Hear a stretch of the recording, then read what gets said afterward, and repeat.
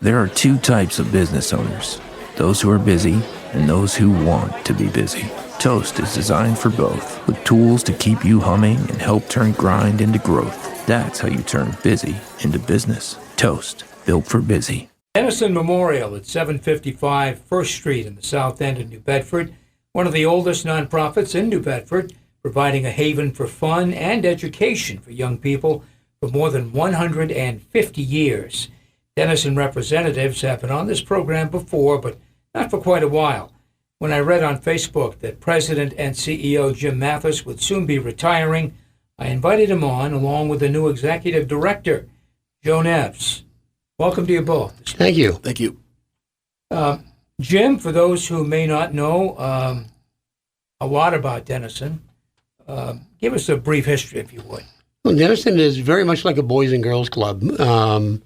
Any kid who lives in the south end of New Bedford between the ages of 6 and 16 can become a member of Dennison and can come to Dennison whenever we're open, free of charge. We have, I think right now, around 500 kids who are members any given day. Around 100, maybe 125 kids will be in the building. And they choose what they want to do when they're in the building. We try to engage them as best we can and help them with their schoolwork and academic programs. But for the most part, they want to be there with their friends. They want to play sports, basketball or soccer in the gymnasium, or go out on a playground, or maybe play a couple of games of pool. And then in the summertime, we do more field trips than I think anybody in the area. We have field trips at least 3 times a week, taking kids swimming to the pool in Fall River. We're taking them to College Pond out in Miles Standish State Forest to go swimming, as well as trips to places like the Science Museum up in Boston, the aquarium, a number of other really good places where kids enjoy going on field trips. Joe Neves is the new Executive Director for Dennison Memorial. Joe, how long have you been there? Tell us a little bit about your tenure. I have been at Dennison for 39 years. So I've seen the old building and I've seen the new building, and I've seen the new personnel like Jim come in. And being there that long, you've seen everything, good and or bad. But I will say that I enjoy my time that I have there at Dennison. I enjoy the staff, and I enjoy working under Jim as well, and with Sean Hargraves. And your new job? My new job, it's a wonderful opportunity to follow 2 legacies. First one was Sean Hargraves. He was the man that got me started working at Dennison Memorial. And then he passed away, and he taught me a lot. I was a sponge on both of these men, Jim and Sean. And then Jim got hired as our president and CEO, and we all just fell into place. We worked so well together. I mean, it was a great triage of people working together. And Jim brought something different that Sean was more of the direct care person. Like, he was always with the children, having fun, going on field trips. Jim is the more professional, where he wants to make sure that we're getting everything done that's needed to get done. And his, his things that he's done as far as grants goes for our capital gains in our building have been tremendous. So I thank Jim for that. Jim, you've headed up a lot of organizations in this area. JA, Chamber of Commerce, Smiles, Inc., Dennison Memorial, probably more than I've missed there as well. Let me ask you, is this a real retirement? I have experience in this. Yeah, you do have experience. It is real. It's going to be different. I have worked continuously since I was a sophomore in high school. I've never been unemployed. I've had my vacations and stuff, but this will be a little different. I've had some people who've already asked if I would become involved with different things. Right now, I've said I really don't want to make a decision like that. I want to take a few months and kind of just get the lay of the land before I decide, what comes next for me. My wife has already said I'm not going to be sitting around in a recliner. That's not going to cut it. So I definitely will be finding things to do. A lot of it will be around the house, and I have enough hobbies that keep me busy too that will get me out of the house. What have you enjoyed most about Dennison? The kids. Just love being around the kids. Yeah. The energy that's in our building. A lot of that energy is also noise, but I helped raise 4 kids, so I'm almost immune to that kind of noise. And I love the staff. I mean, working with Joe, working with Sean Hargraves. Sean Hargraves was just an icon in this region for somebody who cares about kids and really showed it and really lived it. And Joe's the same way. I mean, that's why I feel so confident in leaving Dennison, because Joe taking over is so natural, and then Dennison won't skip a beat as a result. But it's, I would still have to say the biggest thing for me is the kids. They may drive me nuts on some days, but the work we do is important. Yeah. We keep those kids in our building and safe and off the streets. And with probably, close to a third of them, we're able to help them with their schoolwork. So who's going to be taking over as CEO and president? That'll be Mr. Joe Neves sitting right next to me here. All 3 hats?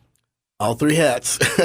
At least for now? At least for now. Okay. I'm excited about it. And with Jim's confidence in me, it makes me feel more confident as well. And, of course, if you have a question, pick up the phone. Oh, absolutely. Absolutely.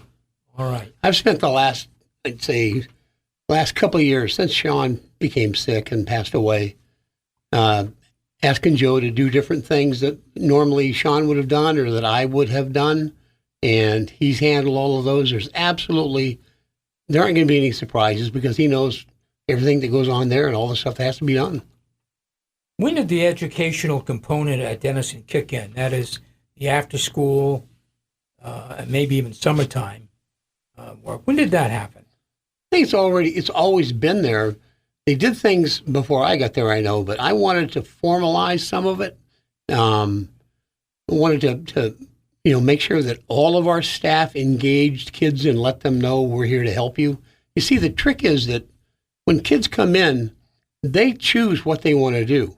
So if we want to get them involved in letting us help them with schoolwork, we need to ask them all the time. We need to make sure they know we're available. If we want them to become involved in an academic program, principally literacy, because that's really what I focused on, we as staff have to put together programs that are literacy-based, but as far as the kids are concerned, are just fun.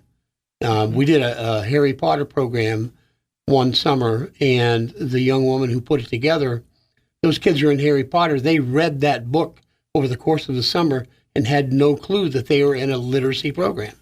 They just were in this fun program where she brought, Harry Potter to life. She even got the Quidditch team from the University of Rhode Island to come to New Bedford, go down to Fort Rodman, one of the bigger lawns down there, and set up a field and teach our kids how to play Quidditch. Because I haven't read Harry Potter.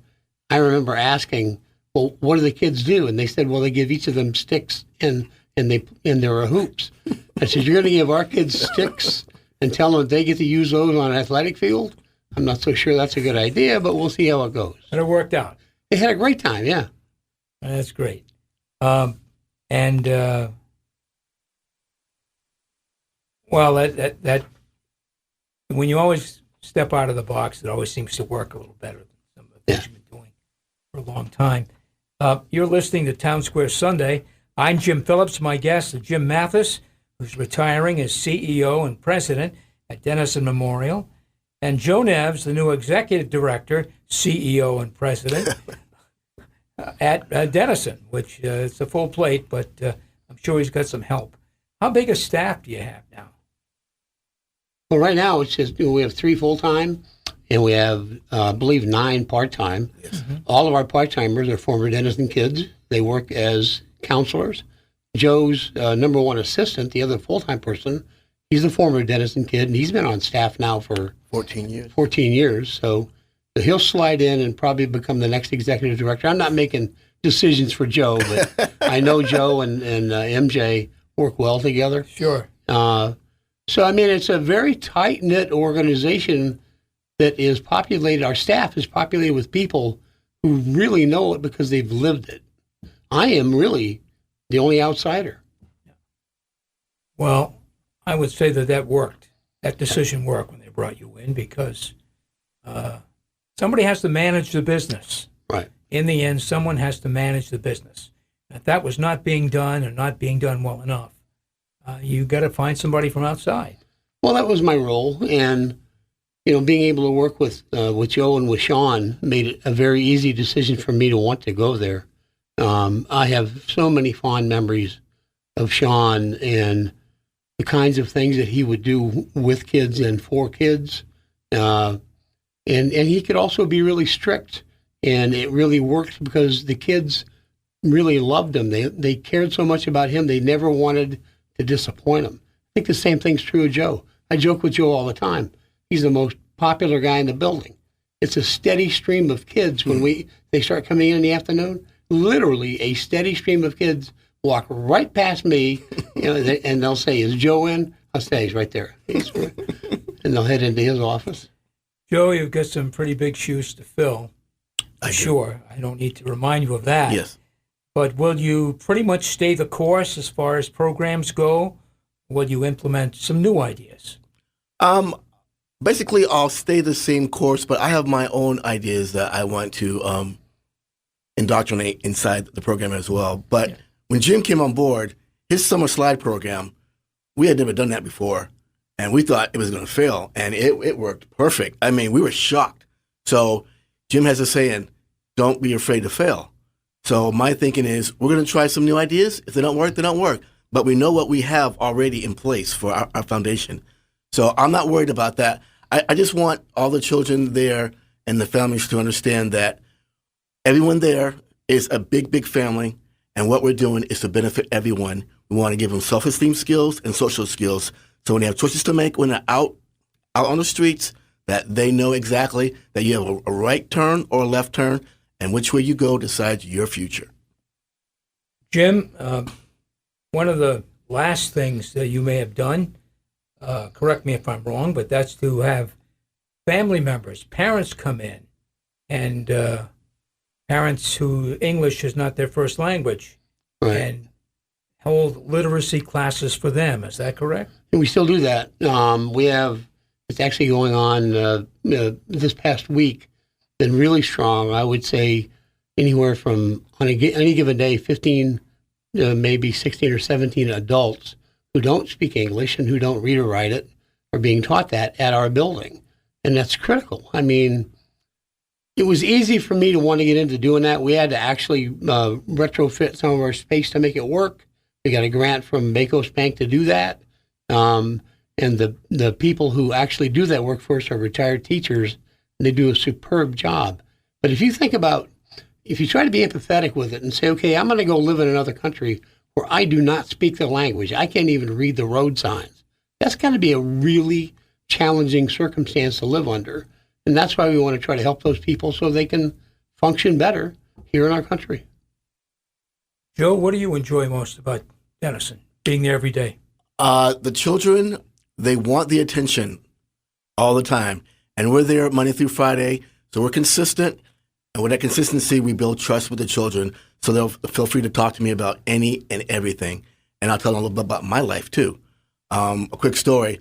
I had a daughter. She passed away years ago, and they knew that we were going to have a baby, and I told them what would happen. Every day they come up to me and talk to me and just give me their emotions about it. And so I felt like this is where I belong. Well, I think you hit it on the head there, for sure. Jim, I want to say good luck in your retirement. I was going to ask you, what do you do to stay busy, but I think you've answered some of that. Do you ever see yourself out front, again, in an organization? I'm a little long on the tooth for that now. I will say I still have the same desires to do that kind of thing. As you know, what Joe just mentioned, one of the things with me is I've never been afraid to try something, especially if I know it can be good for the people we're trying to do it for. So you never say never, but I'm in my mid-70s. It's a little unrealistic to think I'm going to set the world on fire on any given topic going forward. I will probably just sort of, I can't say yet because I want to take some time to think about it, but I see myself playing a supporting role in maybe a couple of places where I can be helpful, but not leading the charge anymore. It's time for other generations behind me to do that. Take a step. Take a step back. Exactly. Yeah. And we're blessed in that regard, because one of the things that I helped start many moons ago was something called Leadership South Coast. And there are hundreds of graduates of that program now, which I remember in the beginning, that's what we were hoping for. And they're becoming engaged leaders themselves. And some of the younger leaders in Greater New Bedford that I'm aware of, and I get to watch them do their work, the city's really doing quite well in that respect. Civic leadership is really strong. Jim, good luck in your retirement. Thank you. And Joe, good luck in your new position. Or should I say positions? Yes, and you're always welcome to come down and visit at any time. Great, Joe. Thank you very much. My thanks to Jim Mathis and Joe Neves of Dennison Memorial Center on South 1st Street in New Bedford South End. I thank you both for coming in. Thank you. Thank you. Stay with us. More Town Square Sunday coming up in just a moment.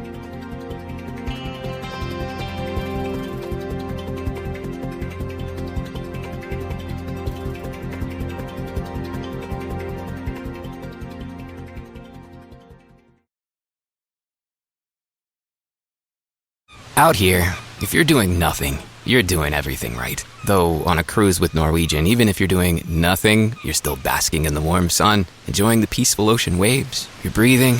Don't forget about breathing. Definitely need to be breathing. So you get to do nothing, or everything, but you still need to be breathing. It's like really important.